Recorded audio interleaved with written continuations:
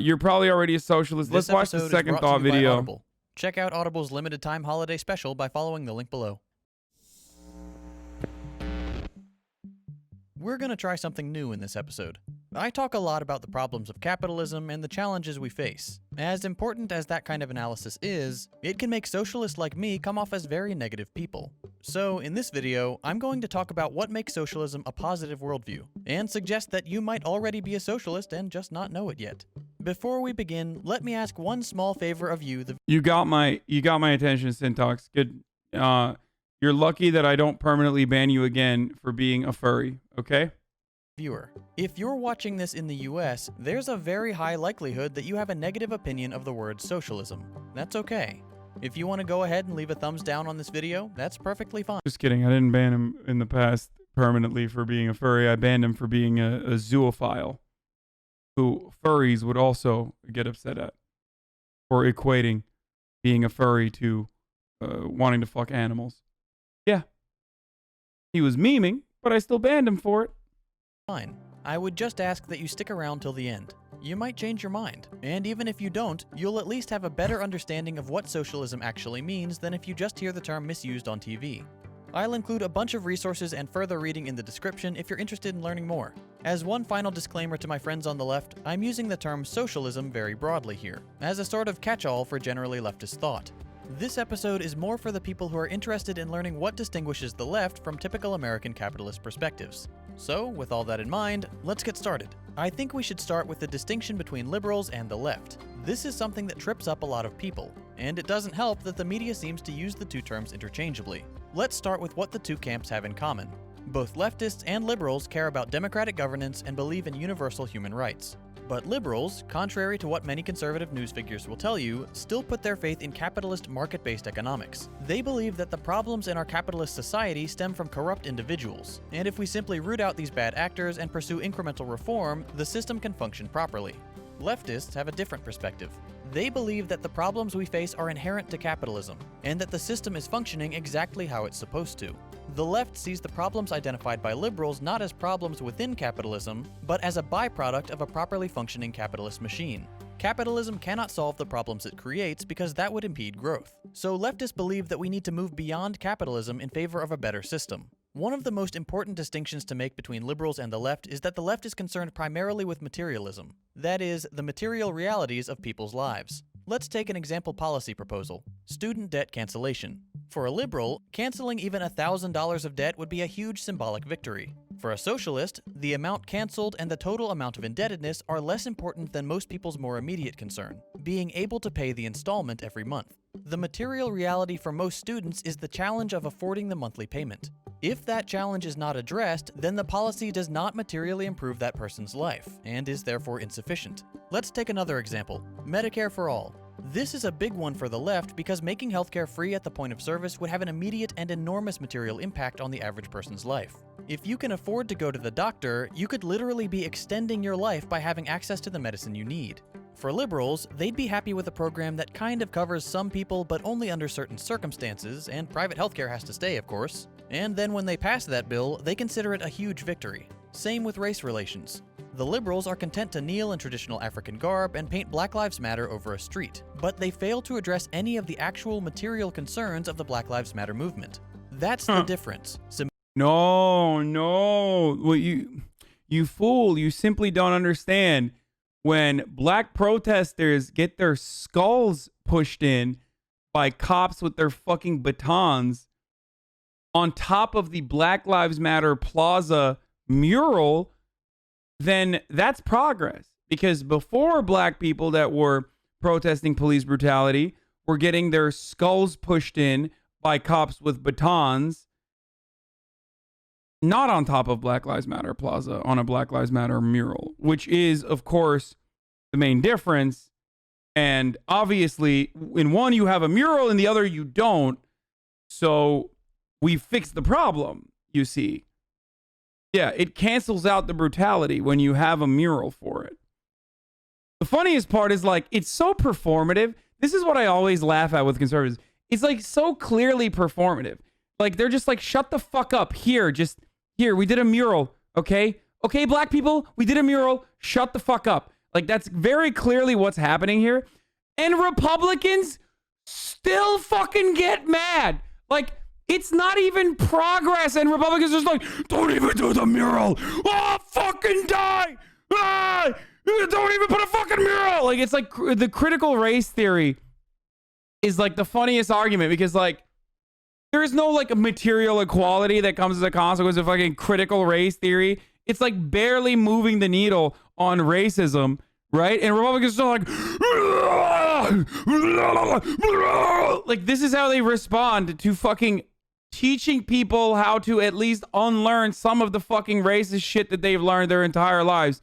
It's nearly completely inconsequential. And these fucking hogs, these absolute fucking maniacal hogs, can't even stand this. Okay? Oh, wow. I like got into so many different things here. Symbolic victories versus actual material change. To the left, the most important thing is material. Sam's Club was the only thing that was available in the neighborhood when I would be in America. So that's the only thing I know. Improving the lives of normal And it's people. Walmart, and it's terrible. Okay, now you should have a better understanding of the whole left versus liberal thing. But just to refresh, liberals may genuinely care about people, but their policies do not adequately improve people's lives. They still want to operate under the capitalist system and therefore are not part of the left. Let's take a minute to consider which of these worldviews is more appealing to you. I'd wager that most people are more concerned with their material realities than winning empty symbolic victories. You want to see tangible benefits to your own life and the lives of your neighbors. People have economic concerns and they need to be addressed. We inherently understand this, that we need to look out for ourselves and each other, and that's a key pillar of socialism. I think there's a lot to be said for things we inherently understand. If you were to ask a 7-year-old what we should do about people who don't have a place to live, or enough food to eat, or the medicine they need to live, what do you think they'd say? They'd say we should give those people what they need. Humans are a social and altruistic species. We all start out with these morals, and then we're slowly indoctrinated into capitalism as we grow. And it's not like we couldn't afford more humanitarian policies. It would just mean corporations wouldn't make as much money, and that's a deal breaker under capitalism. Another key part of socialist ideology is democracy. Democracy is about as American as apple pie. We're always talking about how we have a strong democracy, how democracy is what makes our country great. And yet, our elected officials, both Democrats and Republicans, fight tooth and nail against expanding democracy. They're constantly making it harder to vote, or giving corporations more power over their workers, or refusing to acknowledge the rights of certain groups. Socialists want to expand democracy. We believe in the ability of the people to make decisions for themselves. We should be able to elect our officials directly, not let other people choose them for us. Our elections are unnecessarily complex, the Electoral College is a silly system, and politics has become little more than a... I don't get what the goals of liberals are from this video. I mean, it is. They are LARPing for the left. Liberals, in a lot of circumstances, exclusively rely on the aesthetics of progress and not necessarily the material demands or the material changes that are necessary for actual progress to occur. It's social justice without economic justice. Social justice without economic justice is just false promises that you make to be kind to one another. It's basically that. And this is at the heart of liberalism, unfortunately. Social electoral power back to the people so we can directly vote for policies that would improve the lives of average people, not continue to enrich the already obscenely wealthy and powerful. We should have a say in how our workplaces are run, not be beholden to every counterproductive corporate initiative. If you've ever worked in retail, you know just how badly the stores are managed. Take Best Buy, for example. I used to work at Best Buy as a camera expert. My job description was to help people find the best camera to suit I just find something similar in MyFitnessPal. Yeah, that's what I do usually as well. their needs. I was good at it. I love cameras and I know how to pick the best one for any application. But, like any retail environment, the managers would swoop in, tell us how to do our jobs, and we'd end up with unhappy customers or feel horrible about ourselves for pressuring people to sign up for credit cards they don't need. Workers aren't stupid. We know how to run our departments better than the managers do. Socialists want to flatten labor hierarchies as much as possible and bring real democracy to the workplace. Workers should be able to elect their managers, and should make up at least part of every company's board. We believe that the rights of all humans are universal, that we're all created equal, no matter the color of our skin, or where we come from, or our sex, gender, ability, or who we love. No one should be considered a second-class citizen because of some immutable characteristic. We believe everyone should truly get a fair shake, and there's nothing more American than that. Okay, that's all well and good, but don't socialists want to take away people's freedom and make us all poor? On the contrary, we believe that capitalism stands in the way of real freedom, and we want to fix that. Are you really free to live your life if you spend 10 or 12 hours a day working for someone else? If you don't have health insurance because your employer won't provide it and it's too expensive on the free market, are you really free to buy the medicine you need? Are you really free to buy a... No, brother, you're free to die. You're free to die, brother. That's what you're free to do. That's real freedom.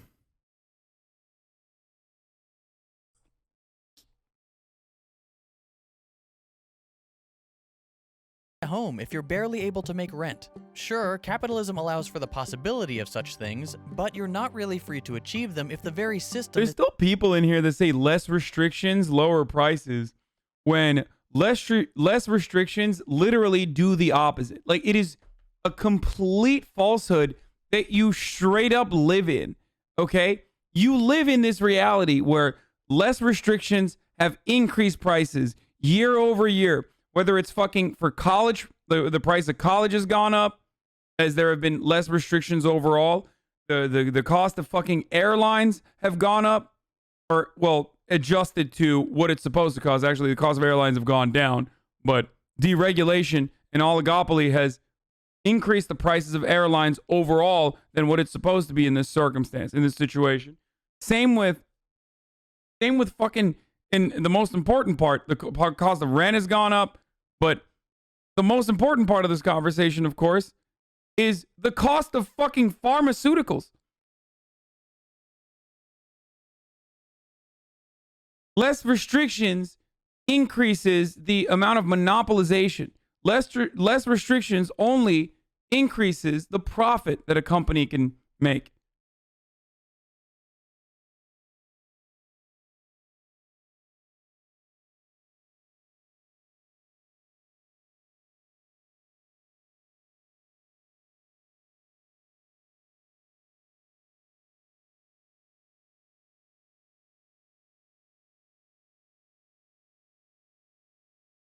You can literally say, if that's true, why is it cheaper in Germany for healthcare? Because communism, brother. And also, well, really smooth-brained Americans, really smooth-brained, like the smoothest of brained Americans that are basically no-brain Americans, as a matter of fact, will unironically say stuff like, well, we pay more for pharmaceuticals. We subsidize the rest of the world.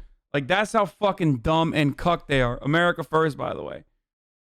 Like, it's just like, at that point, like, you're just eating the slop that the Heritage Foundation feeds you. And you're saying, give me more, sir. Please, sir. I want more boot.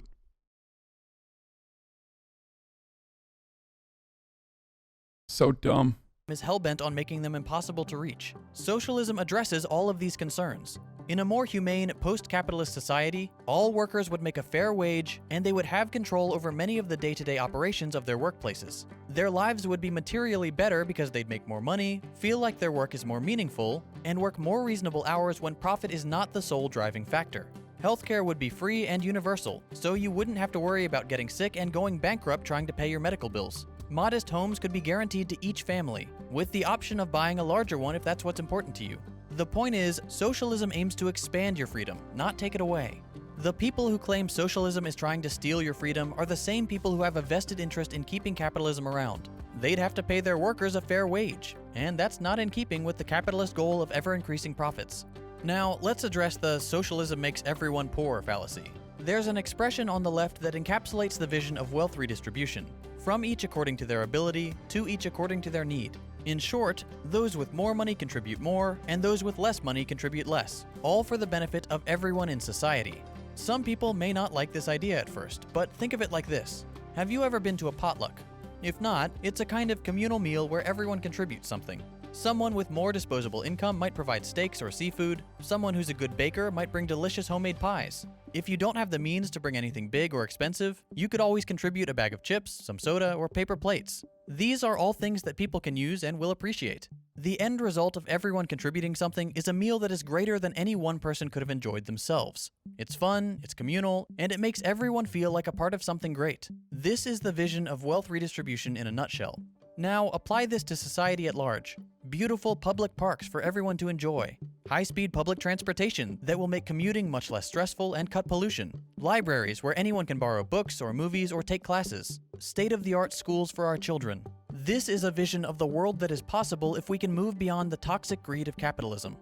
Does this all sound like you? Do you believe we need to address the material concerns of average people? Do you believe that everyone is created equal? That we should expand democracy? That healthcare and a decent standard of living are basic human rights? That we should work together to build a better tomorrow for everyone?